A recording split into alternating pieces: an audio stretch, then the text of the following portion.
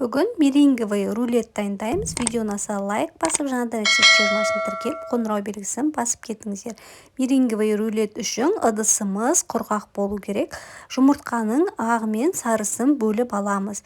Міндетті түрде ыдысымыз су болмауы керек. Рулетіміз өте керемет болып шығады және жасалуы тез. Сондықтан жасап көріңіздер. Толық құрамын видеоның астында жазып қалдырамын. Ағын алып, миксерлейміз.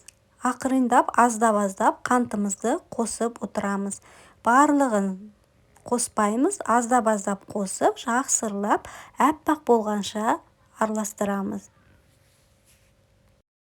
Лимон қышқылын қосып, барлығын миксерлейміз.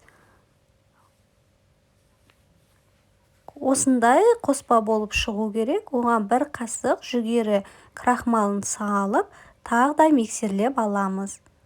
Пергаментный бумагамызды төсеп, формамызға қойып, рулетімізді құйып шығып, бетін тегістеп аламыз. 180 градуста қызып тұрған пеште 20-30 минуттай пісіріп аламыз. Әркімнің пешіне байланысты, сондықтан өздеріңіз пешіңізге байланысты пісіресіздер. Осындай болып піседі. Ал кремін дайындаймыз. Творожный сырға сливкиді қосып, сахарный пудра немесе қант салып, барлығын бір қалыпты болғанша араластырамыз. Миксермен араластырып аламыз. Креміміз дайын болғаннан кейін рулетімізді салқындатып алып, кремімізді жағып шығамыз. Өздеріңіздің қалауыңыз бойынша әсемдеуге болады.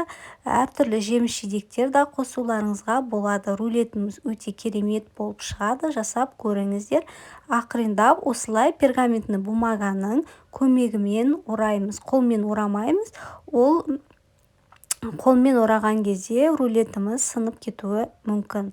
Видеоны аса лайк басып, жаңадан рецепт жиырмасын тіркеліп, қоңырау белгісін басып кетіңіздер. Рахмет.